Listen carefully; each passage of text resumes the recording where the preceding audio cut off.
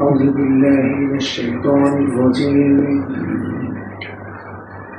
أعوذ بالله من الشيطان الرجيم بسم الله الرحمن الرحيم الحمد لله رب العالمين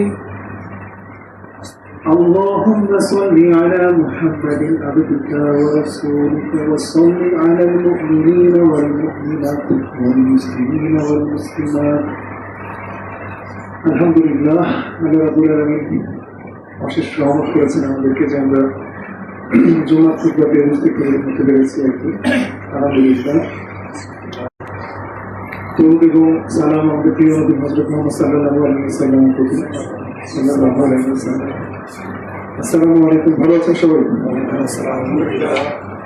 আলহামদুলিল্লাহ। আল্লাহ আমাদেরকে ভালো রেখেছেন, সুস্থ রেখেছেন এবং জুম্মায় আসার তৌফিক দান করেছেন। আজকে খুব ইম্পর্টেন্ট আর একটা খুতবা ইনশাআল্লাহ, ইসলামের রিজিকের ধারণা। তাই না? রিজিক শব্দটা তো আমরা সবাই শুনেছি, কিন্তু রিজিক সম্পর্কে আমাদের কিছু ভুল ধারণা প্রচলিত আছে সমাজে, আবার সম্পূর্ণ ধারণাটাও অনুপস্থিত। রিজিক বলতে আসলে পরিপূর্ণভাবে কি বোঝায়, আমার জীবনের কোন কোন জায়গাগুলোতে আমি রিজিক পাচ্ছি, এই বিষয়গুলো পরিপূর্ণভাবে না জানার কারণে দেখা যায় যে মানুষের অন্তর থেকে যে পরিমাণ কৃতজ্ঞতা আসার কথা আল্লাহর প্রতি, সেই কৃতজ্ঞতা আমরা এখন করি না। আমরা অনেক ক্ষেত্রেই অকৃতজ্ঞ থেকে যাই। আমাদের মনের মধ্যে একটা হাহাকার কাজ করে যে আমি হয়তো অনেক কিছু পাচ্ছি না, কিন্তু আল্লাহ রাব্বুল আলামিনের রিজিকের কনসেপ্টটা যদি আমরা ভালো মতো বুঝতে পারি, তাহলে আমরা অন্তরের মধ্যে অনুভব করতে পারবো যে আল্লাহ কত দিক থেকে আমাকে রিজিক দিচ্ছেন। ঠিক আছে?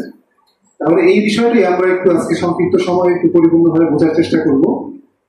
ইসলামে আসলে রিজিকের ধারণাটা কি, তাহলে একটু মনোযোগ সহকারে আমরা শুনবো ইনশাআল্লাহ। হ্যাঁ, রিজিকের যদি সংক্ষেপে মানে রিজিক বলতে চাই, তাহলে রিজিক আর আল্লাহর যে নিয়ামত কথাটা যে প্রচলিত আছে, এই রিজিক বা নিয়ামত মোটামুটি বলা যায় যে কি সমার্থক।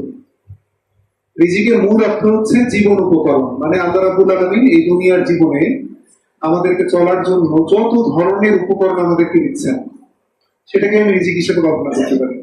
সেটা হতে পারে কিরকম, সেটা বস্তুগত হতে পারে, অবস্তুগত হতে পারে। অবস্তুগত বলতে সেটা দেখা যায় না, অনুভব করা যায়, তাই না? আর কিছু কিছু আছে দেখা যায়, দৃশ্যমান। আমাদের রিজিক সম্পর্কে একটা ভুল ধারণা প্রচলিত আছে। আমরা মনে করি শুধুমাত্র দেখা যায় যে জিনিসগুলো, সেগুলোই হয়তো বা রিজিক। এটা মনে করি যে হয়তো টাকা পয়সা যার বেশি আছে তার মনে হয় রিজিক বেশি, যে হয়তো খুব ভালো কাপড় চোপড়, খুব ভালো একটা গাড়ি বাড়ি, এই সমস্ত জিনিসপত্র ব্যবহার করতেছে, আমরা মনে করি যে তার হয়তো রিজিক বেশি। কিন্তু একটু গভীরভাবে যদি চিন্তা করি, রিজিক কিন্তু শুধুমাত্র এগুলোর মধ্যেই সীমাবদ্ধ না। উদাহরণস্বরূপ বোঝানোর জন্য, ধরেন যে আপনি এক প্লেট বিরিয়ানি পেলেন। ধরেন যে ইফতারের সময় মানুষ যখন প্রথম খাবার পায়, সেই খাবারটা প্রথমবার যখন সে মুখে দেয়, তার তৃপ্তি কিরকম? অনেক বেশি না? সারাদিন ধরে রোজা রাখার পরে প্রথম যেই শরবতের চুমুক, পানির চুমুক আমি নিচ্ছি, সেটা তৃপ্তি তো অনেক বেশি। এখন এই একই রকম গ্লাস, একই রকম খাবার, একই রকম কোয়ালিটির খাদ্য দিয়ে যদি আমাকে আবার দেয়া হয়, দ্বিতীয়বার যখন আমি খাবো, তখন কি প্রথমবারের মতন তৃপ্তি পাওয়া যাবে? বরঞ্চ এরকম এক সময় আসবে যখন খাবারটা আমি খেতে পারবো না, বমি হয়ে যাবে, তাই না? তখন জিনিসটা আমার কাছে কি বিরক্ত লাগবে, তাই না? তাহলে বস্তুগত রিজিকটা একই রকমই আছে। তাহলে আমি বাস্তব অর্থে দেখলাম যে একজনের কাছে 10 গ্লাস শরবত, আর একজনের কাছে 2 গ্লাস শরবত। এখন আমি যদি বস্তুগত ভাবে দেখে যদি বলি যে আল্লাহ তো ওকে রিজিক বেশি দিল 10 গ্লাস শরবত, আর আমার রিজিক কম 2 গ্লাস শরবত, এই পরিমাপটা কি ঠিক হলো? পরিমাপটা হচ্ছে কি, যে আমাকে দৃশ্যমান এবং অদৃশ্য যে বিষয়গুলো, সেগুলো পুরোপুরি ভাবে বুঝে আমাকে মাপতে হবে যে রিজিকটা আসলে কোন জায়গাতে বেশি। তাহলে একজন লোকের, ধরো যে বিল গেটস এর আর কি, তার ধরো যে 50টা হচ্ছে যে গাড়ি আছে, 50টা গাড়ি, আর আমার গাড়ি হয়তো নাই, আমার আছে হচ্ছে একটা সাইকেল, এখন আপাত দৃষ্টিতে কেউ যদি হুট করে দেখে মনে করবে যে ওর রিজিক তো অনেক বেশি, আমার রিজিক তো কম। কিন্তু আবার যদি অন্যভাবে যদি চিন্তা করি, যে 50টা গাড়ি কি এক সময় সে ব্যবহার করতে পারতেছে? একই সময় কি ব্যবহার করতে পারতেছে? যে আমার হাত হচ্ছে এক গাড়িতে, পা হচ্ছে আরেক গাড়িতে, মাথা হচ্ছে আরেক গাড়িতে, এভাবে কি করা সম্ভব? সম্ভব তো না, কখনোই সম্ভব না। সে একই সময় একটা গাড়ি ব্যবহার করবে, তার মানে তার বাদ বাকি 49টা রিজিক কিন্তু আউট। সেটা হয়তো দৃশ্যমান দেখা যাচ্ছে, বাট আমি কতটুকু উপভোগ করতে পারতেছি সেটা যদি বিবেচনা করি, তাহলে দেখবো যে একই সময়ে সে একটা গাড়ি ব্যবহার করতে পারতেছে। আর যে সাইকেল চালাচ্ছে তার কি আবার এক্সট্রা একটা বেনিফিট আছে, তার এর মাধ্যমে শারীরিক কিছু উপকারও হচ্ছে, তার কসরত হচ্ছে। তাহলে যদি বিবেচনা করি, তার তেল কিনতে হচ্ছে, ট্যাক্স দিতে হচ্ছে, তার এর পিছনে অনেক টাকা খরচ হচ্ছে। যদি কোনো জায়গায় যে তার এই গাড়িটা ক্ষতির সম্মুখীন হয়, তাহলে সেটার লসটাও কি অনেক বেশি। মানসিক একটা টেনশনও আছে, তাই না? কিন্তু যার সাইকেল আছে তার কি কোনো টেনশন আছে? কোন তেলের কোনো ক্রাইসিস আছে? এই যেমন যুদ্ধের সময় তেলের দাম যখন বেড়ে গেছে, যার ধরে যে এরকম গাড়ি আছে তার কি তেল কিন্তু কষ্ট হচ্ছে, তেলের অভাবে সে গাড়িটাই চালাতে পারছে না। আর যে সাইকেল আছে তার কিন্তু কোনো ধরনের কোনো টেনশন নেই। তাহলে যদি আমি উপযোগিতার ক্ষেত্রে যদি এভাবে চিন্তা করি, দেখা যায় যে কি রিজিকের ক্ষেত্রে যে সাইকেল চালাচ্ছে অনেক সময় তার রিজিকটাও বেশি হয়ে যাচ্ছে, তাই না? তাহলে এখানে বোঝার বিষয় আছে যে আমরা শুধুমাত্র দৃশ্যমান বিষয় দিয়ে আমরা হচ্ছে অনেক সময় রিজিক মাপি, কিন্তু রিজিক মানে হচ্ছে দৃশ্যমান অদৃশ্য সবকিছু মিলিয়ে আমি সেখান থেকে কতটুকু উপযোগিতা গ্রহণ করছি, সেটা সাক্ষ্যটা আমার অন্তরের মধ্যে তৃপ্তিটা বোঝা যাবে যে আমি আসলে কোনো একটা বিষয়ে রিজিক কতটুকু আমি পাচ্ছি আল্লাহর তরফ থেকে, সেটা আমি অন্তরে ফিল করতে পারবো। এটা বাহিরে দেখে বিবেচনা করার বিষয় না। তাহলে রিজিক সম্পর্কে আমাদের এই ভুল ধারণাটা আছে যে রিজিককে শুধুমাত্র আমরা বস্তু দিয়ে বিবেচনা করি, কিন্তু রিজিক শুধুমাত্র বস্তু না, রিজিক আরো ব্যাপক। ঠিক আছে? তাহলে আরেকটা কনসেপ্ট এরকম আছে, রিজিক নির্ধারিত। আল্লাহ রাব্বুল আলামিন প্রত্যেকটা মানুষ যখন সৃষ্টি হয়, সেই মানুষের তাকদীরের সাথেই তার রিজিক কি হবে সেটাও তিনি নির্বদ্ধ করে দেন। এই মানুষটার হায়াত কতদিন হবে, দুনিয়াতে সে কেমন ক্যাটাগরির জীবনে আল্লাহ রাব্বুল আলামিন পরীক্ষা হিসেবে তাকে পাঠাচ্ছেন, সবকিছু আল্লাহ রাব্বুল আলামিন নির্ধারণ করে দেন। কিন্তু এটা আবার দোয়া এবং প্রচেষ্টার মাধ্যমে পাল্টানো যেতে পারে। আল্লাহর কাছে যদি আপনার দোয়া এবং আপনার প্রচেষ্টা ওরকম যদি কবুলযোগ্য হয়, আল্লাহ রাব্বুল আলামিন আপনার এই রিজিক পরিবর্তন করতে পারে। ততএব এরকম মনে করে বসে থাকা যাবে না যে আমার রিজিক তো আল্লাহ রাব্বুল আলামিন নির্ধারণ করেই দিয়েছেন, অতএব এখন আর চেষ্টা সাধনার দরকার নেই, এখন হচ্ছে যে যা রিজিক আছে তাই তো আমার ভাগ্য, অতএব চুপচাপ আমি বসে থাকবো, দোয়া করবো শুধু, শেষ। রাসূল সাল্লাল্লাহু আলাইহি ওয়াসাল্লামের জীবন যদি দেখি, রাসূল সাল্লাল্লাহু আলাইহি ওয়াসাল্লাম তো আল্লাহর তরফ থেকে প্রেরিত, মানে কি বলবো, প্রেরিত এবং দায়িত্বপ্রাপ্ত আল্লাহ রাব্বুল আলামিনের সবচেয়ে নিয়ামতপ্রাপ্ত বান্দা, তাই না? সবচেয়ে নিয়ামতপ্রাপ্ত বান্দা। তিনি যেই দোয়া করতেন সেই দোয়াটা কবুল হয়ে যেত। তিনি যদি দোয়া করতেন যে আল্লাহ রাব্বুল আলামিন আমাকে আপনি এক নিমেষেই হচ্ছে দুনিয়ার বাদশা বানায় দেন, বানাইতে পারতেন না? চাইলেই, মানে রাসূল চাইতেই পারতেন। কিন্তু রাসূল সাল্লাল্লাহু আলাইহি ওয়াসাল্লামের জীবনে যদি আমি দেখি যে তার জীবন ছিল অত্যাধিক কষ্টের, তিনি কখনো পেট ভরে পুরোপুরি 3 বেলা তিনি খাবার খেয়েছেন এরকম ঘটনা খুবই কম। ম্যাক্সিমাম সময় তিনি দেখা গিয়েছে 1 বেলা 2 বেলা এরকম খাবার ছাড়াই তার জীবন অতিবাহিত হয়েছে। দুনিয়ার সর্বশ্রেষ্ঠ মানুষ যিনি, তার জীবনটা এইভাবে অতিবাহিত হয়েছে। কোনো কাজ কি তিনি সহজভাবে পেয়ে গিয়েছেন? তিনি যখন হচ্ছে যে ইসলাম প্রচার করা শুরু করলেন, কি পরিমাণ অত্যাচার নির্যাতন তাকে করা হয়েছে, তাই না? কি পরিমাণ অপমান করা হয়েছে। তিনি সবচেয়ে সম্মানিত মানুষ, অথচ তাকে কি পরিমাণ অপমানের মধ্য দিয়ে যেতে হয়েছে। এমনকি তার জাতি তাকে মেরে ফেলার জন্য পর্যন্ত ষড়যন্ত্র করেছে। তার নিজের ভূমি ছেড়ে তাকে চলে যেতে হয়েছে আরেকটা ভূখণ্ডে। তারপর তার কতগুলো যুদ্ধ তাকে করতে হয়েছে, বদরের যুদ্ধ থেকে শুরু করে উহুদের যুদ্ধ। তিনি কি পারতেন না উহুদের যুদ্ধে সরাসরি দোয়া করে বিজয় হচ্ছে যে নিয়ে আসতে? পারতেন তো। কিন্তু তার সুন্নাত দিয়ে তিনি দেখাচ্ছেন যে না, প্রত্যেকটা কাজ আমি যেরকম আল্লাহর উপরে ভরসাও করব, আল্লাহর কাছে দোয়াও করব, সাথে সাথে সুন্নাত হচ্ছে আমি সেটার জন্য পরিপূর্ণভাবে চেষ্টাও করব।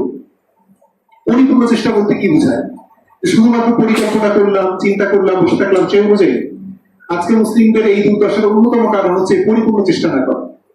আমরা শুধু দোয়া করি, আল্লাহর উপর ভরসা করি যে আল্লাহ মনে হয় কোনো গায়েবী মদত দিয়ে আমাদেরকে উদ্ধার করে ফেলবে, কিন্তু সেই অনুযায়ী আমাদের কোনো চেষ্টা নাই, আমাদের পড়াশোনা নাই, আমাদের সেই অনুযায়ী গবেষণা নাই।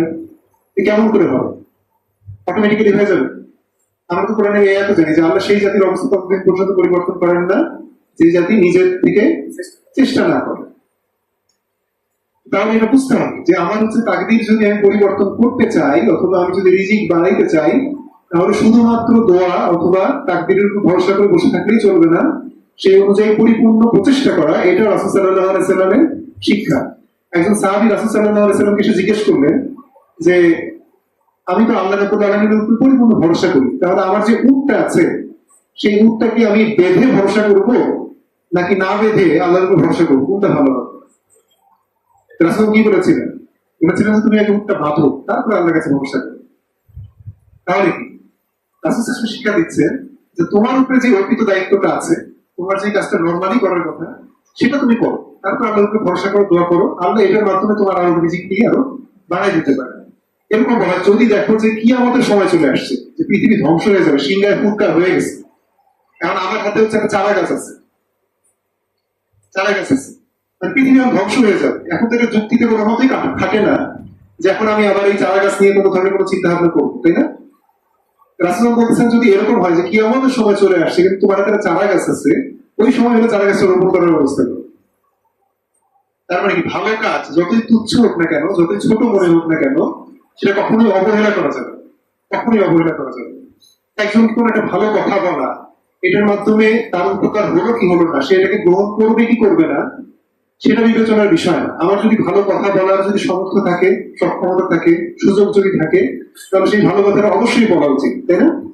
আল্লাহ রাব্বুল আলামিন এইভাবে রাসূল সাল্লাল্লাহু আলাইহি ওয়াসাল্লামের হাদিসের মাধ্যমে, তার কর্মের মাধ্যমে শিক্ষা দিচ্ছেন যে আমাদেরকে অবশ্যই আমাদের অর্পিত যে দায়িত্ব, আমাদের যে প্রচেষ্টা, সেটা আমাদের চালায় যেতে হবে, বাদ বাকি সফলতা দেওয়ার মালিককে আল্লাহ রাব্বুল আলামিন। তাহলে ওই কথা দেখা হয়েছে যে দোয়া এবং ভালো কাজের মাধ্যমে রিজিক বাড়ানো যায়। রিজিকের আশায় শুধু দোয়া করলেই হবে না, সেই অনুযায়ী উপযুক্ত চেষ্টা থাকতে হবে। আর রিজিক শুধুমাত্র দৃশ্যমান বিষয়টি বিবেচনা করলে হবে না, অদৃশ্য যে উপযোগিতা সেটাকে বিবেচনায় আনতে হবে। ঠিক আছে? তাহলে আমরা দেখি যে আমাদের জীবনে কিছু কিছু বিষয়ে ধরেন যে একজন রিক্সাওয়ালা, রিক্সাওয়ালা আমরা সবাই জানি যে তার কষ্ট অনেক বেশি, তার হচ্ছে ইনকাম, আমাদের যদি বলি বিবেচনায় সামাজিক ইনকাম আমরা কম বলেই মনে করি। তার খাবার দাবার যদি বলি অত উন্নত মানের খাবার দাবার হয়তো খায় না, কিন্তু একটু কম্পেয়ার করলে দেখা যাবে যে অনেক মানে বিত্তশালী ব্যক্তির খাবার দাবার, তার যে তৃপ্তি সাধিত হচ্ছে তার তুলনায় রিক্সাওয়ালার খাবারের তৃপ্তি অনেক বেশি, তার ঘুমের তৃপ্তি অনেক বেশি। দেখা যাচ্ছে যে বিত্তশালী সে রাতে ঘুমাতে পারছে না, বিভিন্ন ধরনের স্ট্রেস, টেনশন, অনেক কিছু, তার এটার জন্য ঘুমের ওষুধ খেতে হচ্ছে। আর যে রিক্সাওয়ালা সে হচ্ছে যেখানেই ঘুমাইতে চাচ্ছে সেখানেই সে ঘুমাইতে পারতেছে। এটা কি একটা রিজিক কিনা? তার মূল বিষয় হচ্ছে খাওয়া, ঘুম, এগুলো হচ্ছে বস্তুগত বিষয়, দৃশ্যমান বিষয়। কিন্তু অদৃশ্য যে রিজিক গুলো সেগুলো হচ্ছে কি তৃপ্তি। প্রত্যেকটা কাজ করার পরে আমি সেটা থেকে যে পরিমাণ তৃপ্তি পাচ্ছি, আমার অন্তরে আল্লাহ রাব্বুল আলামিন যে সুকুনটা দিচ্ছেন, সেটাই হচ্ছে কি প্রকৃতপক্ষে রিজিকের মেইন সার্থকতা। আচ্ছা, তাহলে রিজিকের ধারণা আমরা করেছি রাসূল মানে আল্লাহ রাব্বুল আলামিন রাসূল সাল্লাল্লাহু আলাইহি ওয়াসাল্লামের মাধ্যমে, কোরআনে এবং হচ্ছে যে হাদিসের মাধ্যমে তিনি হচ্ছে অনেকগুলো রিজিকের ব্যাপারে আমাদেরকে জানিয়েছেন। সেগুলো যদি দেখি, কোন জায়গাতেই কিন্তু ধন সম্পত্তিটাকে মূল রিজিক বলা হয় না, বরঞ্চ এটা হচ্ছে রিজিকের সর্বনিম্ন স্তর। আমরা যদি রিজিকের আল্লাহ রাব্বুল আলামিন নিয়ামতের সবগুলো জিনিস যদি বিবেচনা করি, তার মধ্যে সর্বনিম্ন স্তর আমরা বলতে পারি টাকা পয়সা, ধন দৌলত, এগুলো। সর্বোত্তম রিজিক বলা হয়েছে কোনটাকে?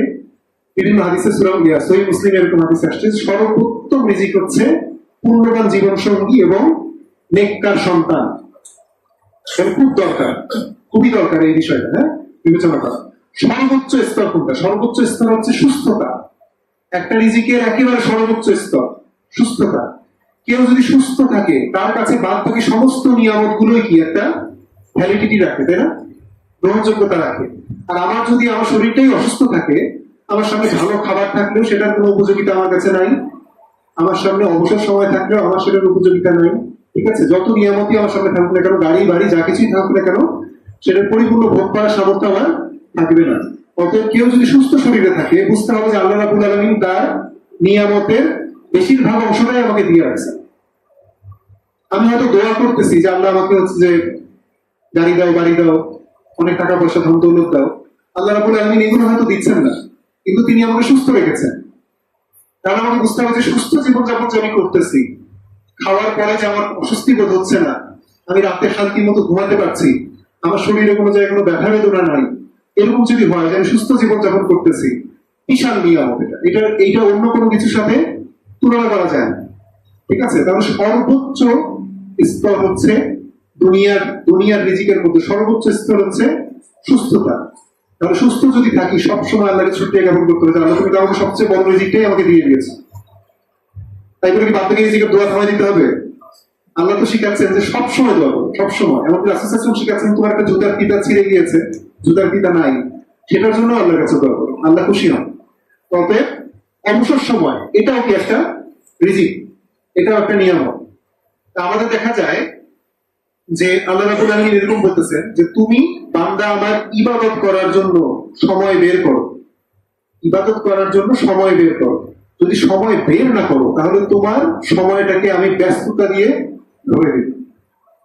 তাহলে আমি যদি প্রচন্ড ব্যস্ত জীবনযাপন করি, আমি যদি ইবাদতের জন্য সময় বের না করতে পারি, তাহলে বুঝতে হবে এটা কি, হয়তো ব্যস্ততার মাধ্যমে আমি অনেক ইনকাম করছি, অনেক টাকা পয়সা উপার্জন করছি, কিন্তু আল্লাহ রাব্বুল আলামিনের ইবাদত করার জন্য ন্যূনতম কোয়ালিটি টাইম আমার যতটুকু দরকার সেটুকু যদি আমি বের না করতে পারি, তাহলে আমার বুঝতে হবে যে আমি আরো রিজিকের কমতির মধ্যে আছি। তাহলে অবসর সময় এটা আল্লাহ রাব্বুল আলামিন প্রদত্ত একটা বিশাল রিজিক। রাসূল সাল্লাল্লাহু আলাইহি ওয়াসাল্লাম যখন নবুয়ত পেয়েছেন তার আগে তিনি কিছু কিছু সময় আমরা পাই কি প্রায় 6 মাসের মতো এরকম বলা যায় যে তিনি নিয়মিত ভাবেই তিনি হিরা গুহাতে যেতেন, সেখানে চুপচাপ নীরবে নিভৃতে, যেখানে কোনো মানুষের উপস্থিতি নাই, কোনো কাজকর্ম নাই, সেখানে চুপচাপ তিনি এই জীবন সম্পর্কে চিন্তা ভাবনা করতেন, সৃষ্টিকর্তার কাছে ধারণা দিতেন। এই একান্ত সময় মানুষের জীবনে খুব গুরুত্বপূর্ণ। মানুষ যদি কোনো সময় যদি একাকী সময় কাটাতে না চায়, তাহলে তার ইনার যে ফিলিং, আল্লাহর সাথে তার যে সম্পর্ক ডেভেলপমেন্ট, এগুলো কোনো কিছু ভালো মতো কাজ করার কথা না। আল্লাহর যে মানে উপলব্ধিটা, এটা ভালো মতো মানে যখন আমি ব্যস্ততার মধ্যে থাকবো, আমার চারপাশে যখন সমস্ত বিনোদন, যত মানুষের উপস্থিতি, এগুলো যখন থাকবে, তখন আল্লাহর সাথে সম্পর্কের যে গভীরতাটা, এটা উপলব্ধি করার কিন্তু সময় হয়ে ওঠে না। এজন্য মাঝে মাঝে কিছু কিছু সময় একাকী কাটানো দরকার আছে। চুপচাপ একাকী আপনার মানে হাঁটতে হাঁটতে আপনি চলে যান একটা নদীর পাড়ে, চুপচাপ বসেন বিকাল বেলাটা, বসে একটু আধা ঘন্টা বসে নিজের জীবন সম্পর্কে চিন্তা করি, কি করছি, কোথায় যাচ্ছি, আমার উদ্দেশ্য কি, আমার জীবনে কোন কোন জায়গাগুলোতে কমতি আছে, কোন কোন জায়গাগুলো আরো বেটার করা যায়, এগুলো নিভৃতে চিন্তা করি। ঘুমানোর আগে বউ বাচ্চা ধরেন যে একপাশে ঘুমাইছে, ঠিক আছে, আমি চুপচাপ চিন্তা করি কিছু নিজের জীবনটা নিয়ে, নিজের একটু আত্মসমালোচনা করার চেষ্টা করি। এগুলো যদি করি নিয়মিত, যদি প্রত্যেক দিন নিজেকে কিছু একান্ত সময় দিই, একেবারে একান্ত, যে সে সময় আপনার সাথে অন্য কোনো কিছু সম্পর্ক নাই, অন্য কোনো কিছু টেনশন নাই, কোনো কাজের মানে আর্জ নাই যে এখনই আমাকে এই কাজ সম্পন্ন করতে হবে, এরকম কোনো কিছু নাই, একেবারে ফ্রি মাইন্ডে আপনি কিছুক্ষণ বসে নিজেকে একটু সময় দেন। এই সময়টা প্রত্যেক দিন দেওয়া খুবই গুরুত্বপূর্ণ। যদি আমি না দেই তাহলে এই যে এই উপলব্ধিটা আসবে না, অবসর সময়ের যে উপলব্ধিটা সেটা আসবে। অর্থাৎ অবসর সময় পাওয়া এটা আল্লাহ তাআলার তরফ থেকে একটা রিজিক, যে আল্লাহ আপনাকে এই চিন্তা করার সুযোগটা দিচ্ছেন। আর প্রশস্ত স্তর কি বলা হয়েছে, ধৈর্য। এরকম বলা হয়েছে হাদিসে যে দুনিয়াতে আল্লাহ রাব্বুল আলামিন ধৈর্যের চেয়ে বড় প্রশস্ত কোনো রিজিক আল্লাহ রাব্বুল আলামিন দেন না। অর্থাৎ যারা ধৈর্যশীল তারা কি করে, কোনো কিছু পাইলে তারা শুকরিয়া করে, কোনো কিছু যদি না পায় তাহলে কি ধৈর্য ধারণ করে, তাই না, সে হতাশ হয়ে যায়। ইমাম ইবনে তাইমিয়া তিনি একটা কথা বলেছেন যে ইমানের একটা রূপ হচ্ছে, ইমান হচ্ছে দুইটা বিষয়ের সমষ্টি। একটা হচ্ছে যে আমি আল্লাহ রাব্বুল আলামিনকে বিশ্বাস করে ধৈর্য ধারণ করব, আবার যদি কোনো কিছু পাই তাহলে শুকরিয়া করব। সবর এবং শকর এই দুইটা সম্মিলিত মিলিত রূপ হচ্ছে ইমান। তবে যারা ধৈর্য ধারণ করে এদের জীবনে অনেক অতৃপ্তি কি এমনি কাজ করে না, সে ধৈর্য ধারণ করে যে দুনিয়াতে সবকিছু পাওয়া জায়গা না, আল্লাহ রাব্বুল আলামিন অবশ্যই আমাকে কোনো ভালো না কোনো কিছু একটা দিবেন অবশ্যই। তবে ধৈর্য এটাও একটা রিজিকের স্তর। আর পরিপূর্ণ স্তর হচ্ছে আল্লাহর সন্তুষ্টি, যে আল্লাহ যদি আমার উপর সন্তুষ্ট হয়ে যান তাহলে তো আর কোনো রিজিক কি, আর কোনো রিজিক লাগে? যিনি সবকিছু দেওয়ার মালিক তিনি যদি সন্তুষ্ট হয়ে যান আর কোনো কিছু দিতে হবে? তখন বুঝতে হবে যে আল্লাহর সন্তুষ্টিটাই হচ্ছে সবচেয়ে পরিপূর্ণ রিজিক। এইটার জন্য আমাদের সবার চেষ্টা করা উচিত। সূরা তাওবার 72 নম্বর আয়াতে আছেন যে আল্লাহ মানুষকে জান্নাত দিবেন, এটা একটা রিজিক, কিন্তু জান্নাতের চেয়েও বড় রিজিক কি আল্লাহ সন্তুষ্টি। তবে আমরা এই রিজিকের এই বিষয়গুলো যদি অর্জন করতে পারি, আমরা যদি দেখি যে আমাদের জীবনে এই বিষয়গুলো আমরা ধারণ করতেছি, তাহলে বুঝতে হবে যে আল্লাহ রাব্বুল আলামিন সর্বোত্তম রিজিক আমাদেরকে দিয়ে রাখছেন। আচ্ছা, এখন রিজিকে বারাকা লাভের উপায় কি কি? হাদিস, কোরআন এগুলো সবকিছু মিলাই যদি বলি, কয়েকটা বিষয় এখানে মানে লিপিবদ্ধ করা হয়েছে। আমি যদি আল্লাহকে ভয় করি, যেভাবে তাকে ভয় করা উচিত, তাহলে আল্লাহ রাব্বুল আলামিন আমার রিজিক বাড়ায় দেবেন, এরকম কথা হাদিসে আসছে, কোরআনে আসছে। অতএব এরকম হাদিস আসছে যে আমরা যদি আল্লাহ রাব্বুল আলামিনের উপরে ভরসা করতে পারতাম ঠিক যেভাবে পশু পাখিরা ভরসা করে, তাহলে আমাদের রিজিক আসমান থেকে বর্ষিত হইত। যেমন উদাহরণ দিয়ে বলা হয়েছে এরকম, যে পাখিরা যে এরকম সকালবেলা না খেয়ে বের হয়, তার কি রিজিকের কোনো বন্দোবস্ত আছে? চাকরি আছে? আছে কোনো কিছু নিশ্চয়তা আছে? কিন্তু প্রত্যেকটা পাখি, প্রত্যেকটা পশুই তারা কি দিন শেষে পেট ভরা নিয়েই কি বাসায় ফিরে, তাই না? তবে আল্লাহ রাব্বুল আলামিনের উপরে যদি আমরা এরকম ভরসা করতে পারতাম, তাহলে আল্লাহ রাব্বুল আলামিন আমাদেরকে কখনো রিজিকহীন ভাবে রাখতেন না। তাহলে তাওয়াক্কুলে যে ভরসা, সেটার আবার একটু শর্ত আছে, তো সেই অনুযায়ী প্রচেষ্টাও করা। পাখি কি চুপচাপ হচ্ছে যে ঘরের মধ্যে বসে বসে তাওয়াক্কুল করে? করে না। তারা তো খাবার খোঁজার জন্য চেষ্টা করে, বের হয়ে যায় তো করতে। অতএব প্রচেষ্টা করতে হবে, তারপরে সবর এবং শকর। যদি পাই তাহলে শকর, আর যদি না পাই একটু সবর, ধৈর্য ধরতে হবে যে না ইনশাআল্লাহ দোয়া করতে আল্লাহ কাছে অবশ্যই এটার মধ্যে কিছু না কিছু আল্লাহ অবশ্যই দিবে না। নামাজ অন্যতম একটা উপায়। নামাজ যদি আমি মনোযোগী থাকি, এটা রিজিক বৃদ্ধির অন্যতম গুণ। তার মধ্যে একটা নামাজ বলা হয়েছে এরকম যে ফজরের আগের যে 2 রাকাত সুন্নাত, আমি মনে করতে পারি হয়তো এরকম যে একেবারে সকালবেলা আমি ঘুম থেকে উঠবো, উঠে হচ্ছে যে পিটিতে অ্যাটেন্ড করবো, যদি মনে করি এরকম, তাহলে আমি হয়তো মনে করতেছি যে এই 1 ঘন্টার এক্সট্রা আমি ঘুমাতে পারলাম, সেটা হয়তো আমার একটু শরীরে কাজে লাগবে। কিন্তু আল্লাহ রাব্বুল আলামিন রাসূল সাল্লাল্লাহু আলাইহি ওয়াসাল্লামের মাধ্যমে কি জানাচ্ছেন যে ফজরের আগের যে 2 রাকাত সুন্নাত, তা দুনিয়া এবং আসমানের মধ্যে যা কিছু আছে সবকিছুর চেয়ে মূল্যবান হচ্ছে এই 2 রাকাত সুন্নাত। এটা কত বড় কথা! তাহলে আমরা যদি এটা ফিল করতে পারি যে দুনিয়া এবং আখিরাত মানে আসমানের মধ্যে যত সম্পদ আছে তার তুলনায় এই 2 রাকাত সুন্নাত নামাজটা আল্লাহর কাছে সবচেয়ে বেশি প্রিয়, এটা সবচেয়ে বড় হচ্ছে নিয়ামত বলা হয়েছে এরকম, তাহলে আমি পড়বো না কেন, তাই না? তো এটা পড়ার জন্য আমি আরো কি 1 ঘন্টা আগে ঘুম থেকে ওঠার চেষ্টা করি, যে এই সম্পদটা আমাকে পেতে হবে। অতএব নামাজ হচ্ছে যে নামাজের মাধ্যমে রিজিক বাড়ানো যায়। ইস্তিগফার এবং দোয়া, যে যত বেশি আল্লাহর কাছে হচ্ছে তওবা করতে পারবে, আল্লাহর কাছে মাফ চাবে, ক্ষমা চাবে, তার রিজিক আল্লাহ রাব্বুল আলামিন তত বাড়িয়ে দিবেন। দোয়া, আমরা প্রত্যেকটা কাজ করার আগে রাসূল সাল্লাল্লাহু আলাইহি ওয়াসাল্লাম যে দোয়াগুলো আমাদেরকে শিখিয়েছেন, সেই দোয়াগুলো দিয়ে যদি আমরা হচ্ছে সেই কাজটা শুরু করতে পারি, সেই কাজে রিজিক বরকত আসে। আমি নিজের জীবনে এরকম ফিল করেছি যে যেই ভবিষ্যৎ কাজগুলো আপনি করবেন, আপনি যদি প্রত্যেকটা কাজ আমি করবো এরকম করার আগে মনের মধ্যে যদি আমি আল্লাহর উপর ভরসা করি, ইনশাআল্লাহ বলি যে আল্লাহ যদি আমাকে করার তৌফিক দান করেন, মানে হচ্ছে এরকম যে আল্লাহ যদি আমাকে করার সুযোগ দেন, আমাকে করার তৌফিক যদি দান করেন, তাহলে আমি ইনশাআল্লাহ অবশ্যই কাজটা করবো। আমি কালকে অমুক জায়গাতে যাবো ইনশাআল্লাহ, আমি কালকে অমুক জিনিসটা খেতে পারি ইনশাআল্লাহ। কোনো কিছুই কনফার্ম বলা যাবে না এইভাবে যে আমি কালকে অমুক কাজটা করবো, এই করার সক্ষমতা আমার আছে। এটা রাসূল সাল্লাল্লাহু আলাইহি ওয়াসাল্লামের জীবনী দিয়ে আল্লাহ রাব্বুল আলামিন আমাদের শিক্ষা দিচ্ছেন। কাফিররা এসে রাসূল সাল্লাল্লাহু আলাইহি ওয়াসাল্লামকে জিজ্ঞেস করছেন যে আপনি আমাদেরকে গুহাবাসীদের মানে কথা সম্পর্কে কিছু জানান। তারা মনে করতেছিল এরকম যে রাসূল সাল্লাল্লাহু আলাইহি ওয়াসাল্লাম যদি আল্লাহর তরফ থেকে সত্যি নবুয়তপ্রাপ্ত বান্দা হয়ে থাকেন, ইহুদিরা এসে জিজ্ঞেস করছে যে আপনি যদি সত্যি নবুয়তপ্রাপ্ত বান্দা হয়ে থাকেন, তাহলে আমরা আপনাকে একটা ঘটনা সম্পর্কে জিজ্ঞেস করবো, সেই ঘটনার মানে বিবরণ আমাকে দিতে হবে। রাসূল বলছেন যে আচ্ছা ঠিক আছে, তোমরা কালকে এসো, আমি এই সম্পর্কে জানাবো। তিনি ইনশাআল্লাহ বলতে ভুলে গেলেন। সূরা কাহাফের যে প্রথমে যে এই যে গুহাবাসীদের ঘটনা সম্পর্কে আসছে আর কি, সেখানে পড়লে দেখবেন এরকম যে রাসূল সাল্লাল্লাহু আলাইহি ওয়াসাল্লামকে এসে তারা জিজ্ঞেস করলো যে এই ঘটনা সম্পর্কে তারা জানতে চায়, কিন্তু তিনি ইনশাআল্লাহ বলতে ভুলে গেলেন। এই কারণে পর মানে মোটামুটি কয়েক সপ্তাহ সম্ভবত রাসূল সাল্লাল্লাহু আলাইহি ওয়াসাল্লামের উপর ওহী আসাই বন্ধ ছিল। প্রত্যেকদিন হচ্ছে যে ওরা এসে জিজ্ঞেস করে যায় যে ঘটনা কি রাসূল বলতেও পারতেছেন না কোনো কিছু।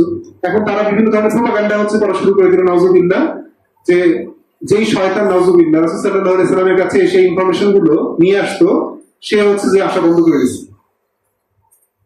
পরবর্তীতে এই যে আয়াতগুলো নাযিল হলো এবং রাসূল সাল্লাল্লাহু আলাইহি ওয়াসাল্লামকে সান্ত্বনা দেওয়া হলো সূরা দুহার মাধ্যমে, যে আপনার রব আপনাকে ছেড়েও যান নাই, আপনার প্রতি অসন্তুষ্টও হন।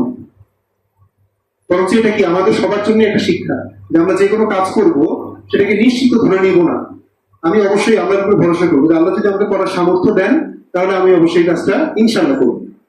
তাহলে এই জিনিসটা যদি করি, ফিল করতে পারবেন। আমি নিজেও কিছু জায়গায় ফিল করেছি আর কি জীবনে, আলহামদুলিল্লাহ, যে অনেক অসম্ভব কাজ যেটা হচ্ছে আমার ওইভাবে করার ক্ষমতা ছিল না, আল্লাহ রাব্বুল আলামিন তার চেয়েও বেটার উপায়ে করে দিয়েছেন। এটা ফিল করা যায়। প্রত্যেকটা কাজের আগে যদি বিসমিল্লাহ পড়ি, ঘরে ঢোকার আগে যে দোয়া, আমাদের ঘরে হচ্ছে যে মানে বর্তমান সময়ে যদি বলি, আমাদের ঘরে রহমতের ফেরেশতা থাকে না, যারা হচ্ছে রিজিকের বরকত নিয়ে আসে, এই ফেরেশতারা থাকে না। কারণ কি আমরা হচ্ছে ঘরে যে ঢোকার সময় যে দোয়া বলা হয়েছে, সেই দোয়া বলি না। বিসমিল্লাহি ওয়ালাসনা ওয়া বিসমিল্লাহি খরাজনা ওয়াল্লাহি রাব্বিনা তাওয়াক্কালনা, ঠিক আছে? যে এই দোয়াটা যদি আমি না করি তাহলে বলা হয় যে আমার সাথে সাথে শয়তানও হচ্ছে যে ইবলিসও হচ্ছে যে ঘরের ভিতরে প্রবেশ করার সুযোগ পেয়ে যায়। তাহলে আমাকে কি ওয়াসওয়াসা দিবে সে? ঘরের মধ্যে এমন কিছু বিষয় থাকে যেগুলো থাকলে বলা হয়েছে রহমতের ফেরেশতা ঘরের মধ্যে ঢুকে না। যদি আমি কোনো ছবি, দৃশ্যমান কোনো ছবি, সেটা আঁকানো ছবি হতে পারে, প্রিন্টেড কোনো ছবিও হতে পারে, দৃশ্যমান কোনো ছবি যদি আমি হচ্ছে যে এরকম ঘরের মধ্যে আমার প্রকাশিত থাকে, আপনার কম্পিউটারে আছে, মোবাইলে আছে, সেটা আলাদা কথা, কিন্তু আপনার প্রকাশিত প্রিন্টেড কোনো ছবি যদি এরকম থাকে, বলা হয়েছে সেই ঘরে রহমতের ফেরেশতা ঢুকে না। রাসূল সাল্লাল্লাহু আলাইহি সাল্লাম একদিন তার বাসায় মানে এক সম্ভবত আয়েশা রাদিয়াল্লাহু আনহার ঘরেই ঢুকতে যাচ্ছেন। তো তিনি দেখলেন যে তার সামনে যে পর্দা, সেই পর্দার মধ্যে কিছু পশু পাখির প্রতিকৃতির মতন কিছু এরকম আঁকানো। তিনি আর ঢুকলেন না, এখান থেকে ফেরত চলে আসলেন। পরপর তাকে জিজ্ঞেস করা হয়েছিল যে আপনি ঢুকলেন না কেন? বলছেন যে হচ্ছে যে তোমার ঘরে যে এরকম একটা পর্দা লাগাইছে, তোমার ঘরে তো রহমতের ফেরেশতা আসবে না। তা আমাদের ঘরগুলো কি আমরা ওইভাবে হচ্ছে যে টেক কেয়ার করি, খেয়াল রাখি? তাহলে আমাদের ঘরের মধ্যে যদি এরকম রহমত, রিজিকের বরকত যদি আমরা চাই, তাহলে অবশ্যই এই বিষয়গুলো থেকে সচেতন থাকতে হবে যে আমাদের ঘরের মধ্যে কোনো ধরনের কোনো এরকম মূর্তি, ভাস্কর্য বলতে আমরা মানে যেগুলোকে হালাল করে অনেক সময় জ্ঞাত করে নেই আর কি, এই সমস্ত বিষয়গুলো, বাচ্চা কাচ্চাদের খেলনা আলাদা কথা, কিছু কিছু খেলনা ক্যাটাগরি আলাদা, কিন্তু তবু সেটা প্রকাশ্য দৃশ্যমান জায়গায় রাখা উচিত না।